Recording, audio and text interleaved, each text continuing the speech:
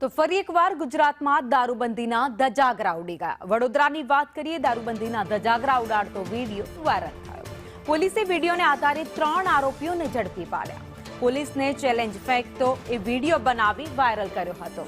મનોજ બાવસા, રમેશ સિયાક, દીપક અગ્રવાલની ધરપકડ કરી આગળની તપાસ હાથ ધરાઈ છે। પોલીસે 3 આરોપીઓ પાસે ઉઠક બેઠક પણ કરાવી।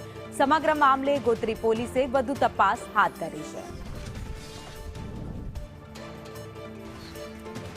તો છાસવારે ગુજરાતમાંથી દારૂબંધીના ધજાગરા ઉડાવતા વિડીયો સામે આવતા હોય છે, ત્યારે વધુ એક વિડીયો સંસ્કારી નગરી વડોદરામાંથી સામે આવ્યો। વધુ અપડેટ સાથે સંવાદદાતા હિરેન મોદી અમારી સાથે જોડાઈ ગયા છે। હિરેન, વડોદરા સંસ્કારી નગરી કહેવાય છે, પરંતુ અત્યારે જે વિડીયો સામે આવ્યો છે એ ઘણું બધું કહી જાય છે। દારૂબંધીના ધજાગરા ઉડાવતો આ વિડીયો। જી ભાવિની, ખાસ કરીને ગુજરાતમાં દારૂબંધી છે ત્યારે વડોદરા શહેરની અંદર પણ દારૂની રેરમછેલ થતી હોય એવા દ્રશ્યો ભૂતકાળમાં પણ સામે આવ્યા છે। ભૂતકાળમાં આવા દારૂની બોટલો સાથે ડાન્સ કરતા વિડીયો પણ વાયરલ થઈ રહ્યા છે। પોલીસે એક્શન પણ લીધી છે અને જે પ્રમાણે દારૂ પકડાઈ રહ્યો છે વડોદરા શહેરની અંદર, એ પણ એક મોટી વાત છે કે વડોદરા શહેર એપી સેન્ટર જ્યાં બની ગયું એવી રીતે દારૂ પકડાઈ રહ્યા છે।